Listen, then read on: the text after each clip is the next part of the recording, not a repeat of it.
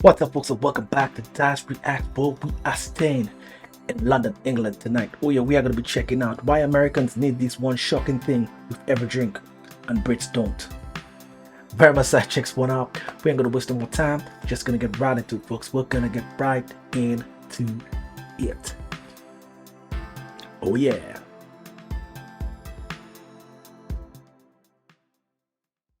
One of the most often repeated cultural differences between the US and the UK for visitors is how much ice Americans use in their drinks versus Brits, who don't seem to use as much, and particularly Europeans on the continent who seem to use even less. So what's behind these differences and America's obsession with ice in their drinks? Let's get started. To understand America's ice obsession, we need to go back to 1806, to a young man named Frederick Tudor, who had what everyone thought was the stupidest business idea of all time. He looked at the frozen ponds of Massachusetts and thought, you know what?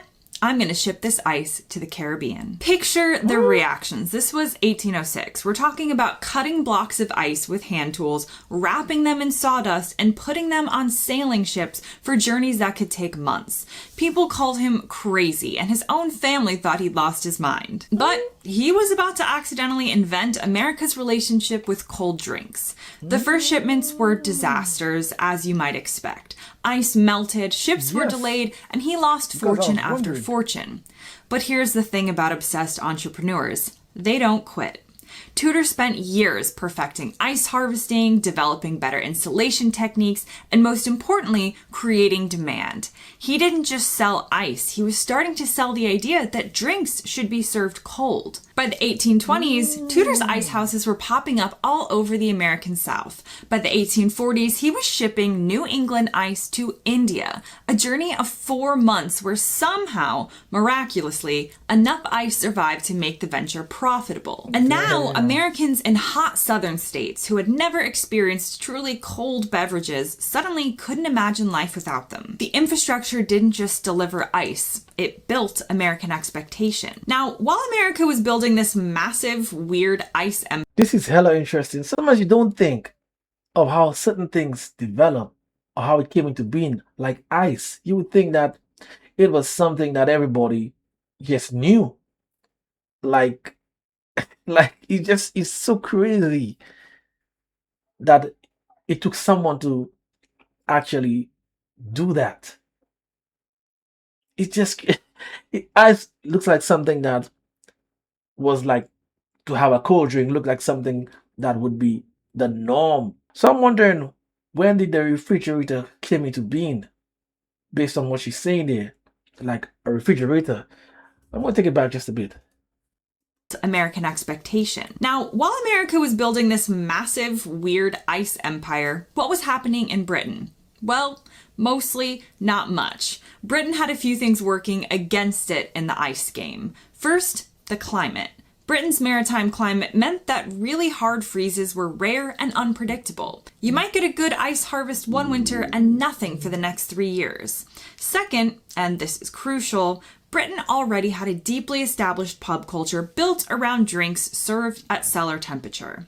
British ales, porters, and stouts had been perfected over centuries to taste best at temperatures between 10 to 14 degrees Celsius, what they call cellar temperature. This wasn't laziness or lack of technology, it was intentional. These drinks were designed to release their complex flavors at warmer temperatures, and as noted in discussions about British pub culture, serving these drinks warm isn't actually warm. It's carefully temperature controlled to enhance the flavor rather than mask it. This represents a fundamentally different philosophy about what drinks should accomplish. Britain did import some American ice, particularly the famous Wenham Lake ice that became a luxury item among the wealthy, but it remained a luxury. Now here's where things get really interesting, because when you start to realize this ice thing goes deeper than personal preference. Cold doesn't just make drinks refreshing, it literally changes how they taste. When you chill a liquid, you suppress certain flavors, especially sweetness and some bitter compounds. Your taste buds become less sensitive, which means American beverages are are engineered to be served ice cold. Our sodas are sweeter, the beers are often lighter in flavor, cocktails are built around the assumption that they'll be diluted with ice. This creates a feedback loop where Americans expect ice, so American drinks are made to taste good with ice, which reinforces the need for more ice.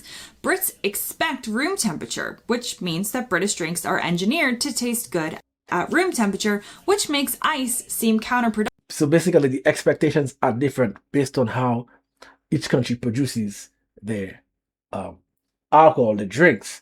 So I understand where Americans would want ice because it tastes a certain way when you put the ice in by default. So you don't want to taste it in a room temperature format because it's going to be taste different. So it was actually, they made it for ice, which makes sense. Or actually make it taste worse. And then there's the culture thing to contend with, because in America, ice became a symbol of hospitality and abundance. Think about it. When you go to an American restaurant, the first thing they do is fill your glass with ice water before you've even ordered. It's free, it's unlimited, and it's cold. The message is clear. We have so much of everything that we're giving you the good stuff right off the bat. American travelers often note the shock of European drink service where ice is minimal or absent entirely, leading to complaints about drinks being slightly warm rather than glacially cold. More ice means better service to an American mind. British hospitality has nothing to do with ice. It has to do with whether the barman knows your usual order, or maybe whether the waiter remembers your name at the end of the experience. And now let's talk numbers, because the average American consumes somewhere around 300 pounds of ice per year. Damn. 300 pounds. Think about what that actually means. We're talking about roughly 150 bags of grocery store ice per person annually. And American restaurant portions became legendary partly because of ice. When you fill a 32-ounce cup with ice, you're actually serving maybe 16 ounces of actual beverage. But psychologically, the huge cup signals value and abundance. Fast food chains discovered they could make customers feel like they were getting an incredible deal by giving them enormous cups filled with mostly ice. Meanwhile, in Britain, drink sizes remain tied to traditional measures.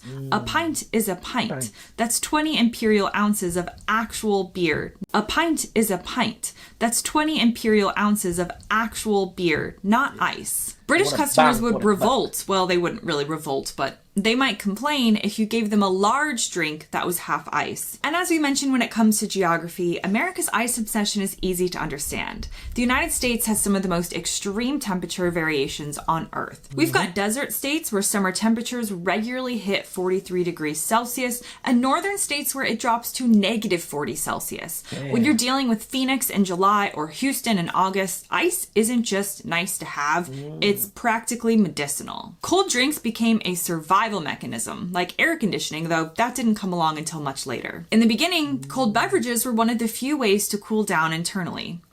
Britain, with a maritime climate moderated by the Gulf Stream, never developed this desperate relationship with cold. Even on hot British days, the cultural instinct was to seek shade and wait it out. Now, the mechanization of ice production in America also created something that didn't exist in Britain: ice infrastructure. By the 1920s, American homes increasingly had ice boxes, then electric refrigerators with ice trays, then automatic ice makers. Each generation of Americans grew up with easier access to ice than the last.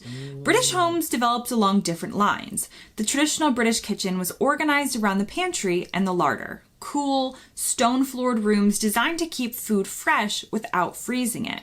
When refrigeration finally arrived in Britain, it was seen as a convenience for food storage, not a drink enhancement system to make ice. The technological gap compounded over generations, and American kids grew up assuming that all beverages and refrigerators came with ice makers. And now let's talk money, because the ice industry today has become absolutely massive. Because modern America consumes roughly 20 billion pounds of ice annually, that's $2.5 billion just for frozen water.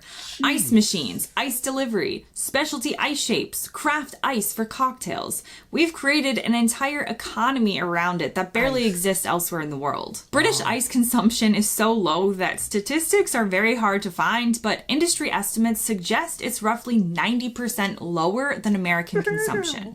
Most British households don't own ice makers. A lot of British restaurants don't have ice machines, and the idea of buying tons of bags of ice at a grocery store strikes many Brits as bizarre. This economic difference reinforces the cultural difference. In America, ice is cheap and everywhere, so using lots of it feels normal. In Britain, ice often feels like an unnecessary expense for something that doesn't improve the drink. This was hella interesting, and certainly we may overlook that, thinking that ice is just widely used, and that's not the case, especially when it comes to in comparison she did there with America and Britain. But it makes sense that each culture makes the drinks for a certain temperature, so that's why if they do the opposite, it doesn't give them that same satisfaction. You know, the taste is different and they don't really feel like they're drinking the drink that they ordered. British are the harder drinkers when it comes to the percentage of alcohol, because they don't chase. They don't chase like that. They want the actual drink just the way it is at that temperature, so they're gonna get the more potency in their drink. So in terms of the level of alcohol, the consumption, in terms of the volume of the alcohol percentage, it's gonna be higher because they don't dilute it with ice. Now some drinks are so strong you need something like a chaser, whether it's like a soda water or ice to help you. Yes, but I guess the British ain't playing around. They want it straight, no chaser. They don't want it on the rocks. Definitely, I've seen a lot of Brits drink without ice and without chaser. Like, they just want it at a room temperature, like she said. But I didn't know the ice thing was so vastly different. You would think that it would just be a preferential thing, like to each his own. But clearly, it's certainly a cultural difference when it comes to American and British. Something I didn't realize, something I didn't know. I'm going to ask some bartenders this. Let me see if they're paying attention in their jobs. And I'm going to let the boss know if they're not. I'm going to get them fired. I'm just kidding. I'm just kidding. Yes, this was very informative. Historically, I didn't know it was going to go that direction, but I'm realizing she has more of a historical aspect in her videos, and that's good to know. So I know definitely I'm going to learn something historically from her, not just from her experience, but she's taking you back in history and giving you a straight no chaser, pun intended. If you want to see that long show archives that I do, hit me over on Dyce Reacts, Random Music Reactions. This is where I'm going to be making my exit. Until next time, peace out.